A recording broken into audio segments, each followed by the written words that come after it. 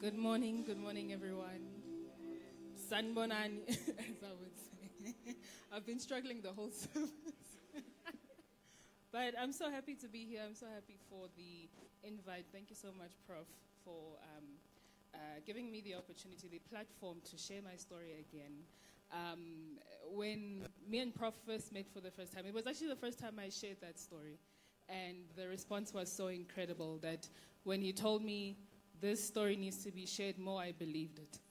And so I'm so grateful for the opportunity to share again. May I please ask the brother on the keys? Just for dramatic effect, please. So I am Qinisile, Dlamini, but everyone just calls me Q because I know people from this side of the country struggle with that click. So I'll go by Qinisile or a lot of things, but just Q is fine. I am a 27-year-old entrepreneur. Like Prof has said, I am in business. I've always been business orientated.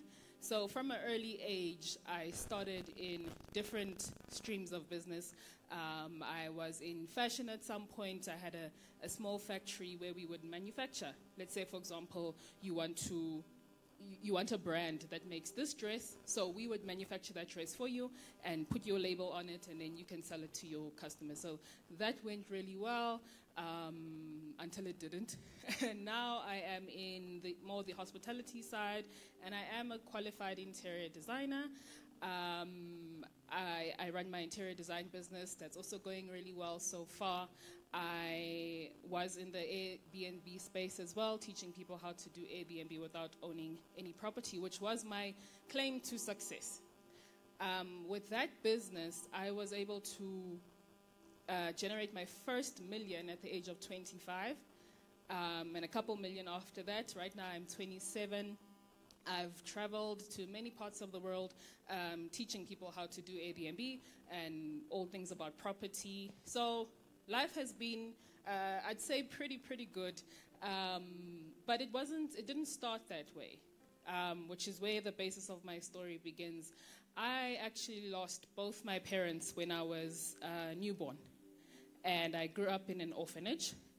And you can only imagine how that is like. Yes, they would be able to take care of your basic needs like food and sending you to school and clothing you as a child. But growing up in an orphanage, when there's one house mother to 30, 40 children, you raise yourself. And so I had to raise myself. I had to grow up and be very mature at a very young age. And I think that's a lot of what drove me to being very successful. I think I was very self-aware from a young age that I want a good life, but if I don't focus, if I don't keep level-headed, then it's very likely that I'm going to end up another statistic. I'm going to end up on the streets. I might be in prostitution. I might end up in prison, or just not in a good space at all, which is the story of a lot of the kids that I stayed with at the orphanage. But I told myself that I wouldn't be that statistic. I wanted to be successful, and I did become successful at the age of 25, but it was not easy at all. I went through a lot of hardships, even in the orphanage, that could have been a very valid reason for me to just quit and not try at all to pursue my dreams and not try at all to make something better out of myself. One of the things that I endured was when I was 13, I was called back home from school, and the people at the orphanage informed me that because now I was 14 years old, I was old enough to have this discussion, and they told me that I was born HIV positive. And that came as such a shock to me because, firstly, I'm only finding out this news when I'm 14. And you know, a young mind, it's very fragile and very influenceable. So you can only imagine what a 14-year-old is thinking about. What are my friends at school going to say? Am I ever going to find love? Am I ever going to get married because of this status of mine? And I went through a very, very deep depression. Not only did I feel like life was unfair because God had taken both my parents, I also felt that life was unfair because now I'm finding out that I'm HIV positive, and it's very likely that I'm not even going to be able to start a family, or that's how I was thinking. But I thought that I wouldn't be able to start a family the normal way, and who was going to love me like this? Already I didn't feel good enough because I wasn't normal. I wasn't like the other kids. I'd never felt that way. And so this took another knock on my self-esteem. I started to get involved in a lot of negative things. I started hanging out with schoolmates who were into, emo people. You guys know what emo is, ne? Those people who cut themselves a lot. They wear a lot of black. They're almost into satanic practices. And for me, it was a nice place to be there because it was numbing. Because all the pain that I was feeling, the hurt, the unfairness, it was okay when I was hanging out with those people. It was okay when I was cutting myself. It was okay when I wanted to kill myself. Many times did I sit in the bathroom at the orphanage, and the house mothers didn't even notice because there's so many kids. They didn't even notice how many times I would sit alone in the bathroom. I would pour cleaning products into a glass, and I would hold that glass and sit for hours, telling myself that I'm going to drink this because I'm going to die from HIV anyway, and this is going to just speed up the process. Also, even if I die, no one's really going to care. No one's really going to notice.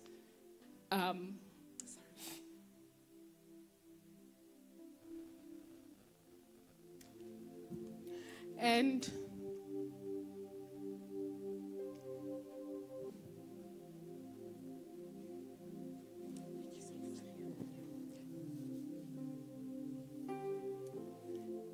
Thank you. I said I wouldn't cry, but I cry every time.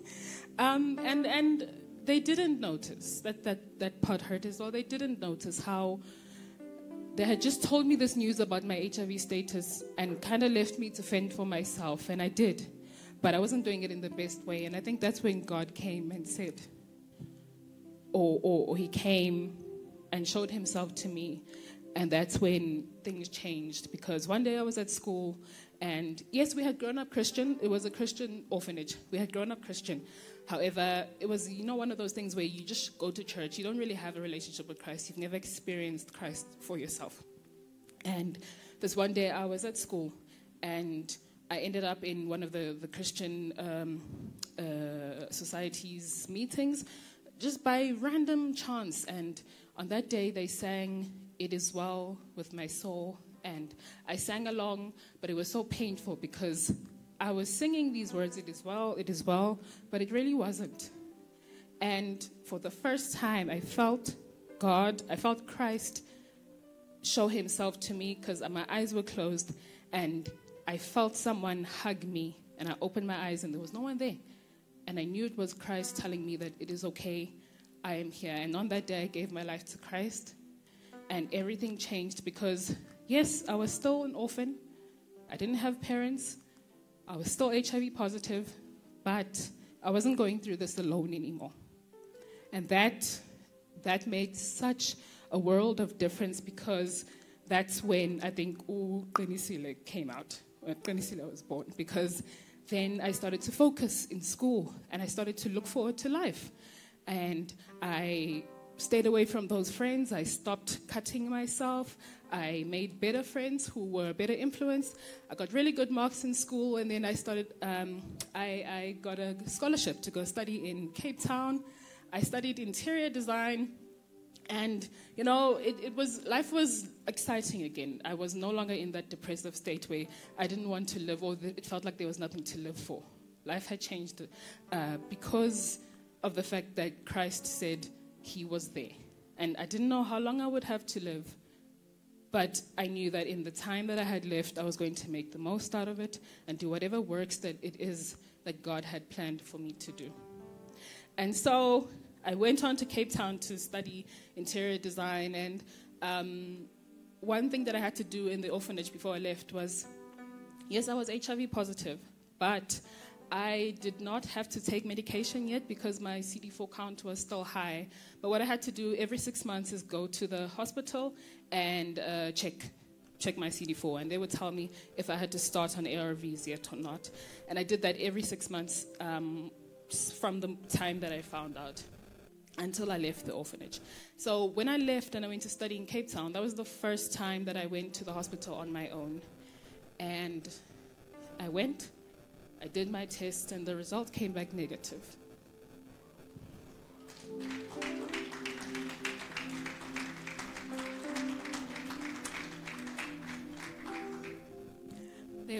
They were indeed negative. I was in disbelief. I asked him to do it several times. And every time it came back negative. And as much as we are clapping now and we believe that it was a miracle, unfortunately it is more sinister than that. What had actually happened was that the orphanage had lied to me. My entire life, from the point that they told me I was never HIV positive. And it was only revealed to me then what I had endured, all for nothing. And I'm bringing this message today because even through all of that, and having every reason to be angry and having every reason to not stay motivated or not dream anymore, I still pushed on and still made myself the success that I am today, that inspires so many young people on social media. Like Prophet told you, that a lot of the work that I do and a lot of the time when I'm sharing my story, it is on social media, and it's touched so many young people's lives. And one thing that was able to get me there, or two things, which I'm actually going to do two exercises with you guys here, two things that I was able to do to keep me grounded and keep me going, regardless of all the things that I had endured. There's other things that I haven't mentioned, just for the sake of time, but there's so much.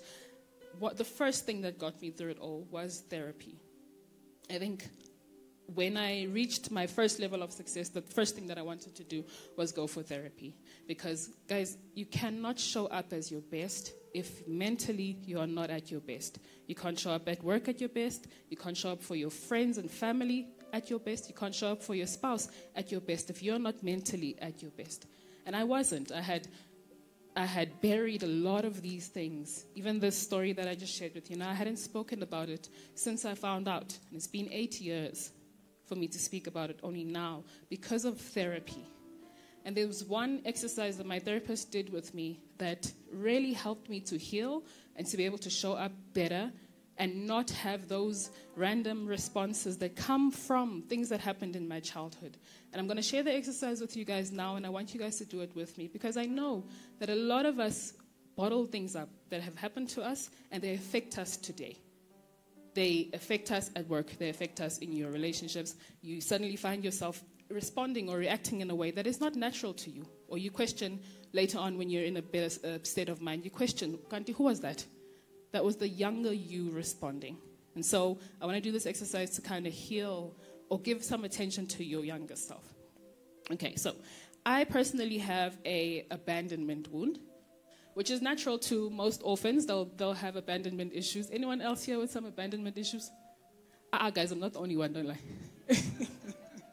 But I have an abandonment wound, and it comes from not only the fact that I'm an orphan, but there was one specific incident that started this.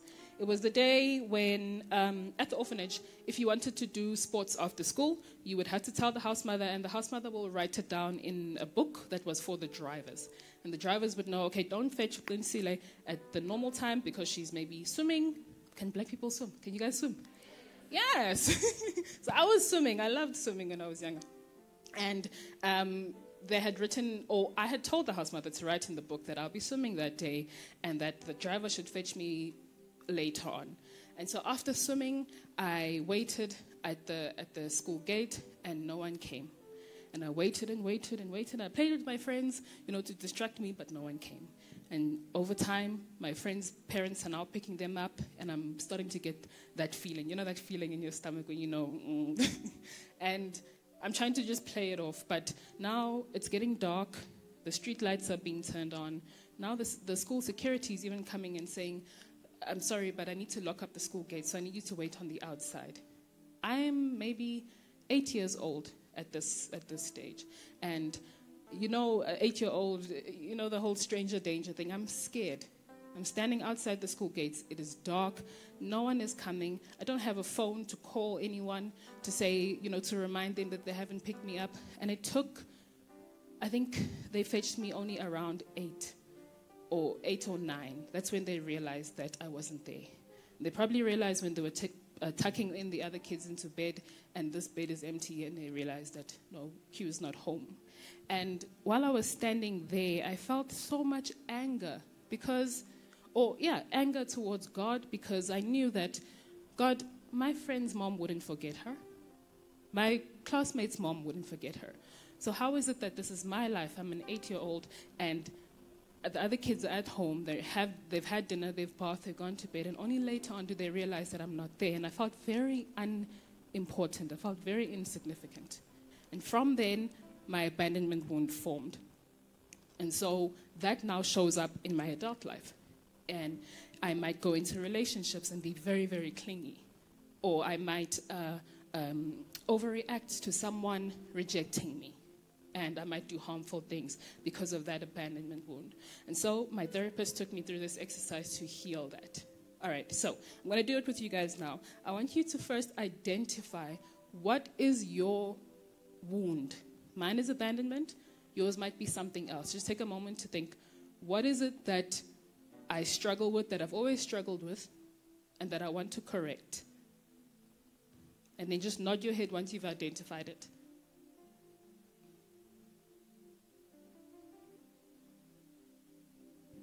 I'll give you guys a moment.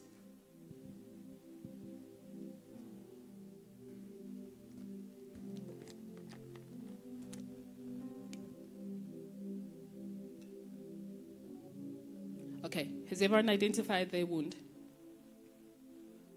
Please nod your head yes if you have. Okay. All right. Now, the next thing I want you to do is try and think back to where it started. The very first day that whatever your wound is was triggered. In my case, my abandonment wound, like I told you, was started on that day when I was forgotten at school.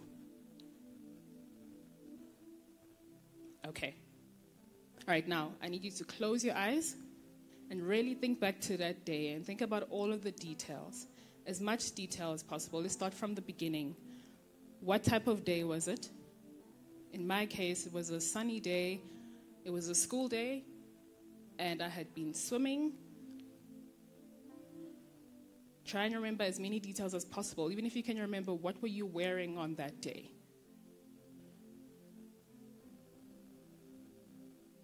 From there, you're going to think and really play out in your mind what happened.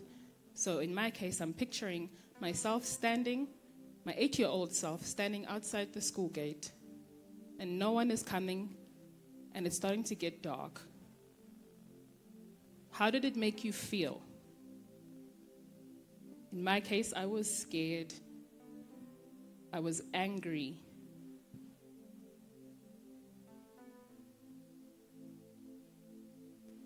Right, and as you're picturing your younger self in that situation, with whatever happened, now I need you to picture yourself now, your adult self, walking up to your younger self,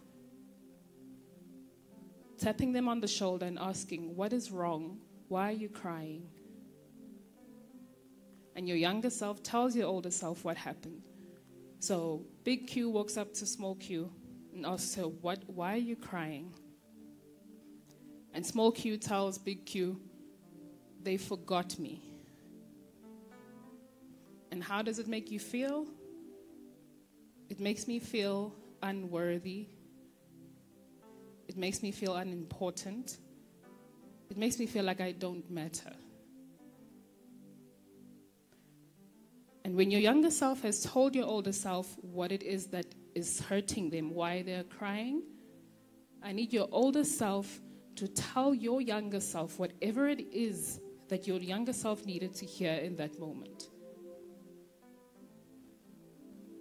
Whatever it is. You know what your younger self needed to hear in that very moment, so I need your older self to tell them right now.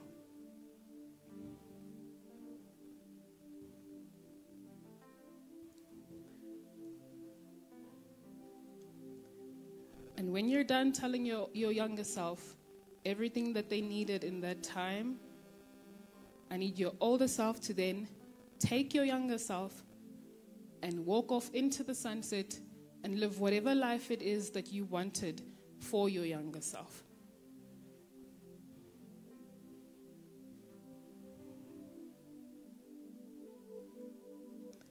All right? You can open your eyes now. How did that make you feel? It's okay. Right. So I did that exercise, and I've done it a couple of times actually, because you'll have multiple triggers. There's not just one. And so what you need to do is really show up for your younger self in every single one of those times where no one showed up for you as a child. And the great thing about it is it's you. It's you saving your younger self. And that really, really helped me to continue being able to show up as a better version of Q, a more mature, more level-headed, because now it's not the small Q who's reacting or responding. If I face a rejection, now I can be like, you know what, actually, maybe that opportunity wasn't for me, or maybe that guy wasn't for me, instead of younger Q now responding and saying, oh no, it's because I'm not good enough, or because I am unworthy. You know what I mean? All right. And the second one that really got me to where I am today was this. This one was the really tough one. So in and amongst all of the success, I had traveled the world. I'd actually relocated to London, and God yanked me back to South Africa because he said, there's something that I want you to, one last thing that I want you to do. I want you to forgive. And he gave me that lesson in the toughest way, because he gave it to me in the form of taking away everything that I had worked for and kind of just dismantling everything that I had built, both personal and career-wise. And he brought me back to South Africa to come and tell me this message of forgiveness.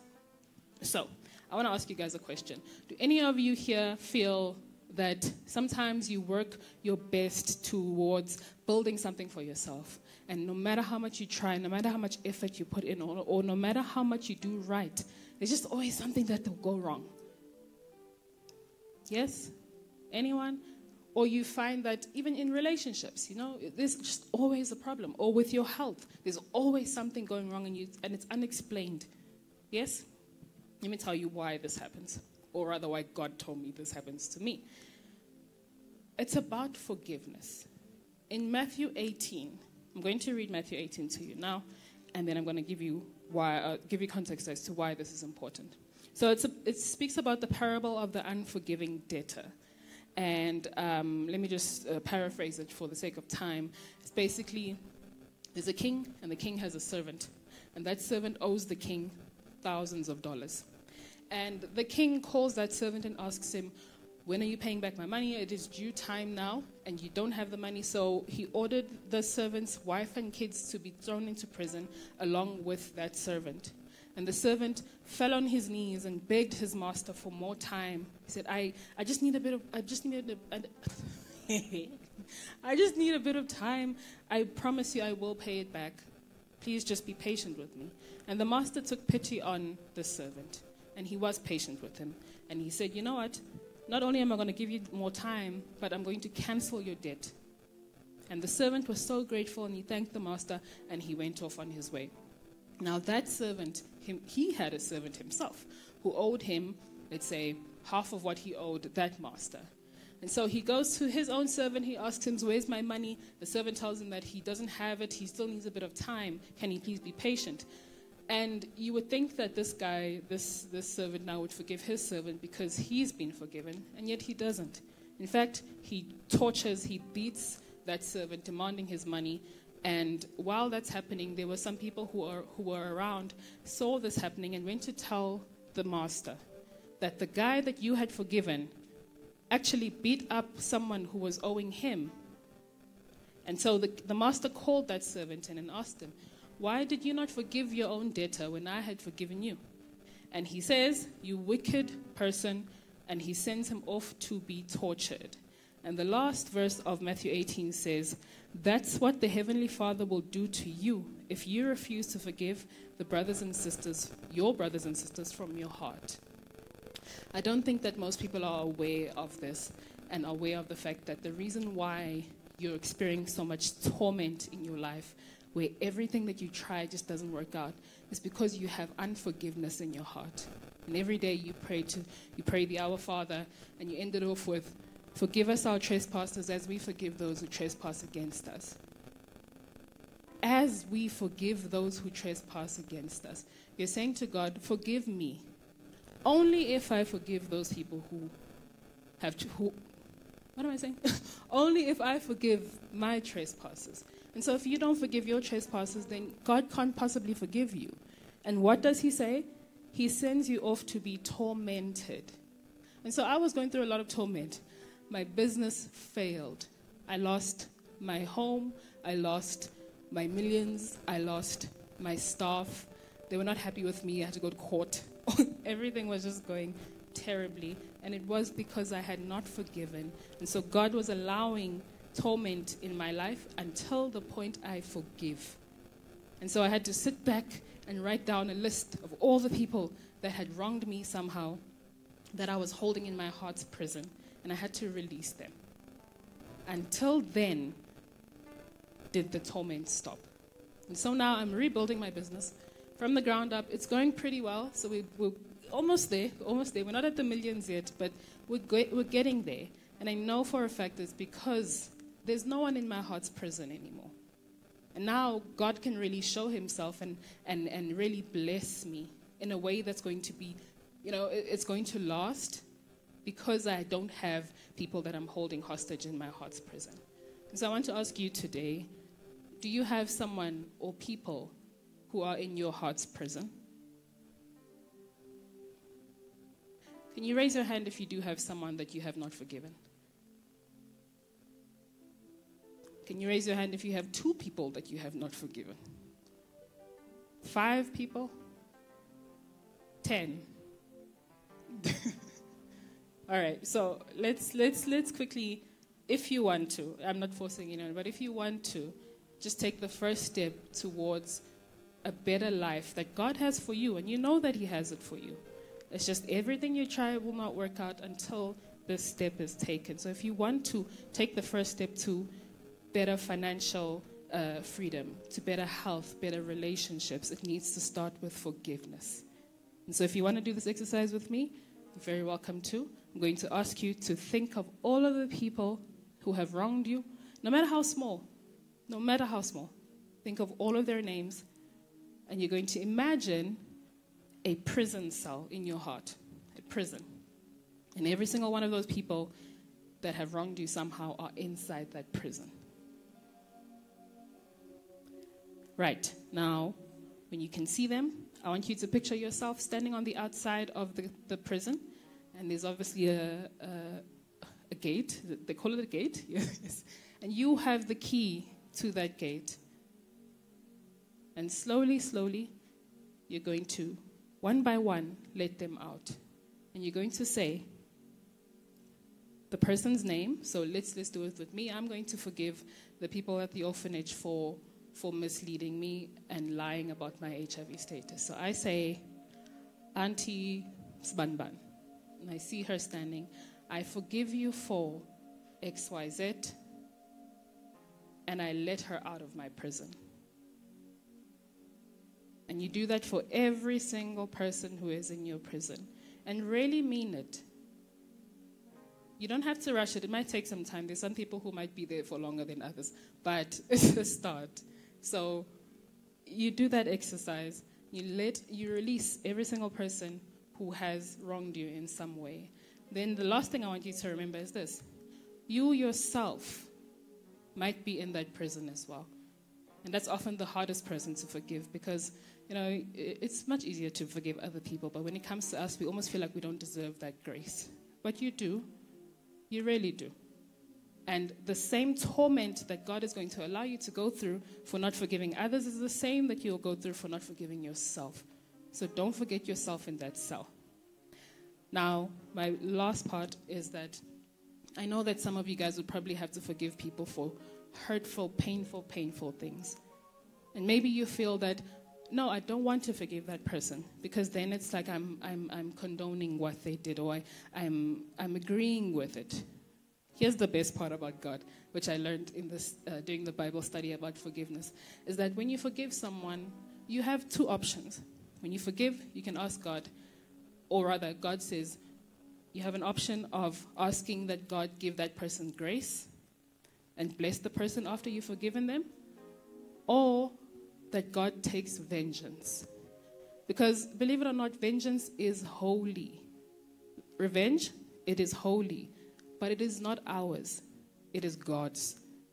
So when you let that person who's done the most awful thing to you, when you let them out of your prison, if you really feel the need, you can say, God, I forgive them, but I need you to do your thing. I need you to take revenge. And if that's what gives you peace to be able to let it go, then that's what's going to happen. And I promise you, God will show up. He will show up and give that justice. Let's call it justice. He will do you justice. To the point where you'll even be asking God, no, you know what? It's enough now. It's fine. I get it. But at least you let them out of your prison. But again, other people, you can say, yeah, I bless them, have grace upon them, I forgive them. And you'll be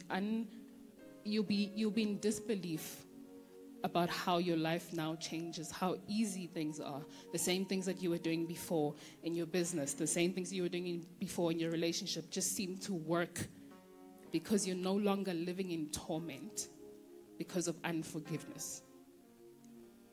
And so that was my message for today, and how God has shown himself in my life, starting off with a very, very rough background and having to experience a lot of things that no child should ever experience. Going to therapy to try and help myself, but ultimately God showing up in the end and saying, this is where I need you to go. And so I thank you guys for listening to my story.